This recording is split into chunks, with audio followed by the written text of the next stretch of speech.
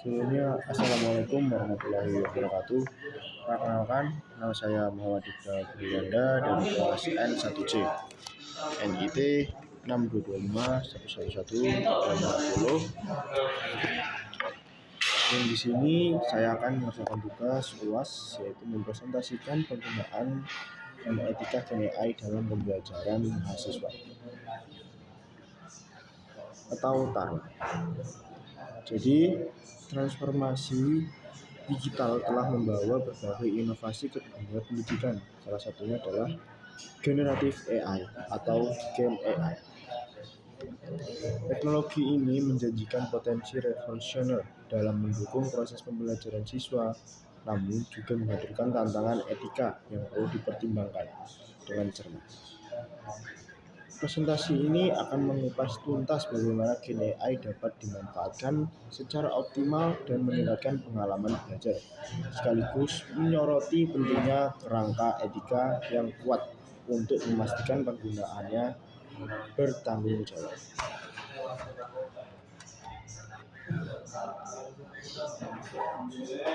Pendahuluan di sini yaitu mengapa Gen AI relevan bagi mahasiswa, khususnya di mahasiswa tahun 3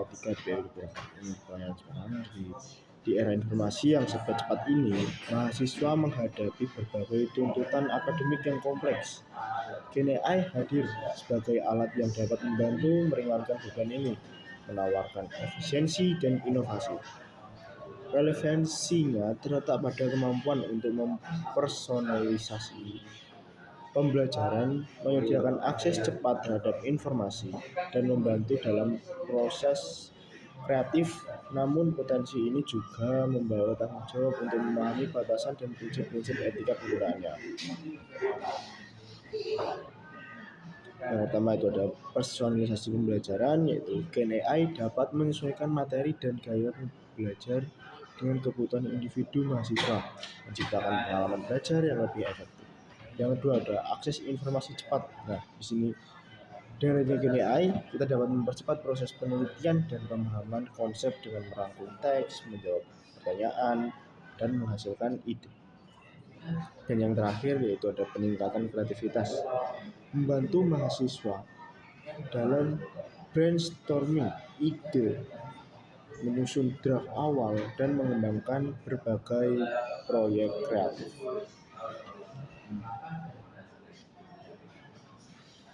Gen AI sebagai asisten belajar pribadi. Nah, jadi di Gen AI juga dapat menjadikan asisten pribadi kita dalam membantu pembelajaran. Seperti layaknya seorang asisten belajar pribadi yang selalu siap membantu mahasiswa dalam berbagai tugas akademik. Sebagai contohnya, yaitu sebagai berikut. Brainstorming ide. Yang pertama, mahasiswa dapat meminta Gen AI untuk menghasilkan berbagai ide atau sudut pandang untuk topik esai mereka. Ini membantu mengatasi blank page syndrome yang memberikan titik awal yang kuat. Yang kedua ada penyusun kerangka. Gen AI dapat membantu membuat kerangka esai yang terstruktur, termasuk pendahuluan, argumen utama, dan kesimpulan, sehingga mahasiswa memiliki peta jalan jelas untuk menulis. Yang ketiga, itu ada penyusunan draft pertama. Dengan instruksi yang spesifik, Gen AI dapat membuat draft awal paragraf atau bagian tertentu dari esai. Penting untuk diingat bahwa ini adalah draft yang memerlukan revisi dan penambahan kritis dari mahasiswa. Jadi saat mahasiswa menyusun, jangan langsung tanpa mengoreksi. Jadi setelah kita membuat, kita harus mengoreksi terlebih dahulu apakah yang dikerjakan oleh Gen AI ini benar atau tidak. Dan yang terakhir yaitu ada peningkatan gaya bahasa. Gen AI dapat memberikan saran untuk meningkatkan pilihan kata, struktur kalimat, dan gaya penulisan agar esai lebih kohesif dan profesional.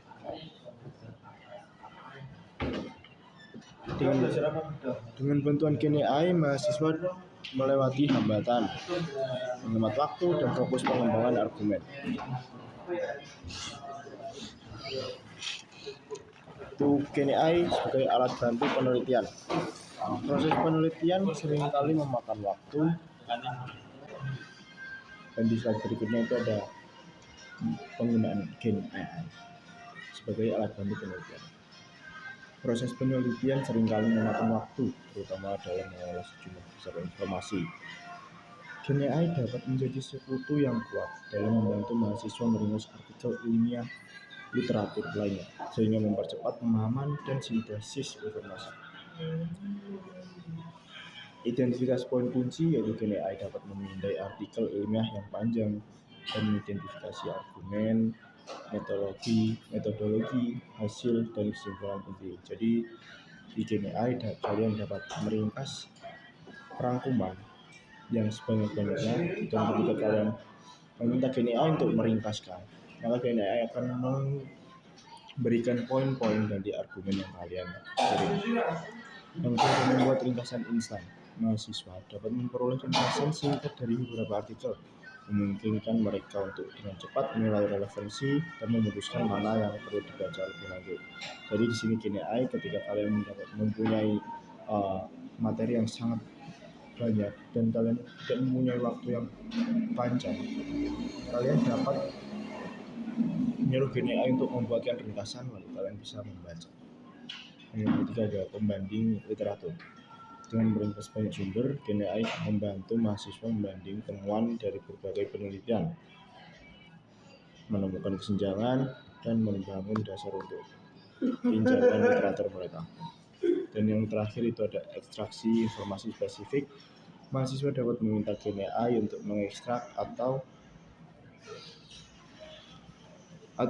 kutipan spesifik dari teks menghemat waktu dalam pencarian manual.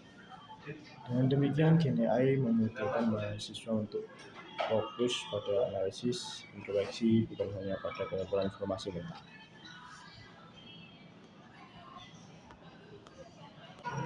Dan di slide berikutnya itu ada GenAI sebagai pembelajaran interaktif. Pembelajaran interaktif adalah kunci untuk pemahaman yang mendalam dan retensi informasi. GenAI membuka dimensi baru dalam hal ini, terutama melalui latihan soal dan simulasi yang disesuaikan. Latihan soal adaptif. GenAI dapat menghasilkan soal-soal latihan yang disesuaikan dengan tingkat kesulitan dan gaya belajar mahasiswa. Menyediakan umpan balik instan dan penjelasan mendalam untuk setiap jawaban yang salah, membantu mahasiswa memahami kesalahan mereka. Yang ketiga ada secara otomatis menyesuaikan tingkat kesulitan soal berdasarkan kinerja mahasiswa, memastikan pembelajaran yang efisien. Jadi di GenAI ini sangat membantu mahasiswa untuk pembelajaran. Apalagi ketika mahasiswa besoknya ada ulangan dan bingung untuk mencari latihan soal di mana, GenAI dapat membantu dengan kalian mengirimkan tugas materi-materi apa yang ingin kalian belajar. Dan di slide berikutnya ada GenAI pengembangan dan keterampilan. Selain membantu tugas akademik, GenAI juga merupakan alat yang luar biasa untuk mengembangkan keterampilan baru yang sangat dibutuhkan di pasar kerja modern, seperti pengkodean dan desain grafis. Belajar pengkodean, GenAI dapat menjelaskan konsep pengkodean yang kompleks baris demi baris, membantu dalam debugging kode dengan mengidentifikasi kesalahan dan menyarankan perbaikan, menghasilkan contoh kode untuk proyek kecil, mempercepat proses belajar, dan terakhir bertindak sebagai pasangan programmer virtual memberikan masukan dan saran. Dan yang kedua ada belajar desain grafis. GenAI dapat menghasilkan inspirasi desain berdasarkan deskripsi teks, membantu dalam otomatisasi tugas desain yang repetitif seperti membuat variasi tata letak atau palette warna. Dan yang terakhir mengubah sketsa tangan menjadi aset digital untuk membantu dalam ilustrasi. Dengan GenAI, mahasiswa dapat memperoleh keunggulan kompetitif dengan menguasai keterampilan yang teknis relevan dan meningkatkan kemampuan problem solving mereka.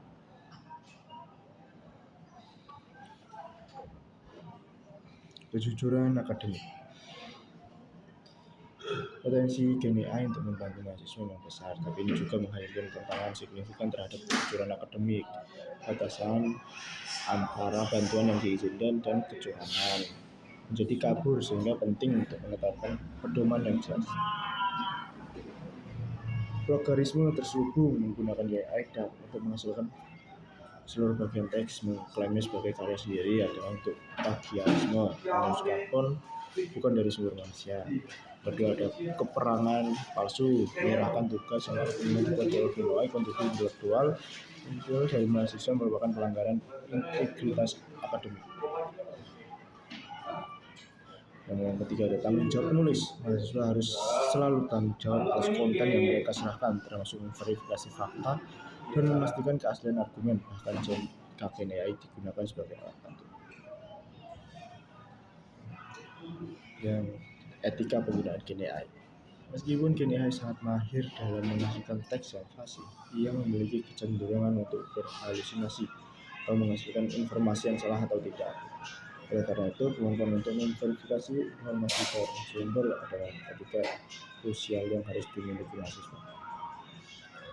Selalu lakukan verifikasi fakta yang dihasilkan oleh GenAI melalui sumber-sumber terpercaya dan independen. Yang kedua, evaluasi sumber. Jika GenAI menyebutkan sumber, pastikan untuk memastikan keaslian dan kredibilitas sumber tersebut secara langsung. Yang ketiga, keterbatasan data latih. Sadarilah bahwa data latih GenAI mungkin sudah ketinggalan zaman atau bias yang dapat mempengaruhi akurasi informasi. Yang ketiga, konsultasi dengan ahli. Untuk topik-topik penting atau kontroversial, selalu konsultasikan dengan dosen atau ahli di bidang mereka. Jadi harus selalu jangan terlalu melihat GenAI sebagai ahli, karena GenAI juga sebuah AI yang dapat menimbulkan kesalahan. Jadi kalian harus merevisi lagi pada seorang ahli atau dosen. Dan tips untuk menghindari ketergantungan berlebihan. Bahaya terbesar GenAI bukan pada kemampuannya, melainkan pada potensi ketergantungan berlebihan yang dapat menghambat pengembangan intelektual mahasiswa. Tujuan pendidikan adalah menumbuhkan pemikiran kritis, bukan operator AI semata. Jadi mengembangkan keterampilan esensial. Jika mahasiswa terlalu sering mengandalkan GenAI untuk tugas dasar seperti merangkum atau menulis draft, mereka mungkin tidak akan sepenuhnya mengembangkan keterampilan penting seperti berpikir kreatif, kemampuan analisis kritis, sintesis informasi, penalaran logis, kemampuan menulis orisinal. Jadi untuk mahasiswa jangan terlalu menggunakan GenAI secara berlebihan, karena jika kalian ketergantungan, kalian akan tidak mempunyai nilai-nilai yang saya sebutkan tadi. Jadi jangan sampai kalian ketergantungan. Dan yang terakhir di sini kesimpulan untuk yaitu memanfaatkan AI secara bertanggung jawab.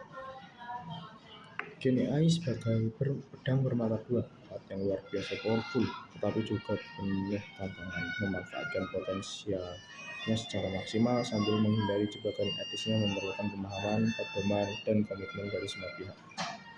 Di sini saya tuliskan rekomendasi utama, yaitu pendidikan dan literasi AI. Yang kedua, kebijakan jelas. Ketiga, fokus pada keterampilan abadi. Yang keempat,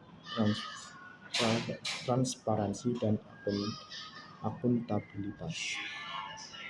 Dengan pendekatan yang bijaksana, GenAI dapat menjadi katalisator pengalaman belajar yang lebih kaya dan mendalam, mempersiapkan mahasiswa untuk masa depan yang semakin didorong oleh teknologi. Jadi sekian presentasi dari saya, Pak. Jika ada salah kata, mohon maafkan. Sekian dari saya izin undur diri. Terima kasih.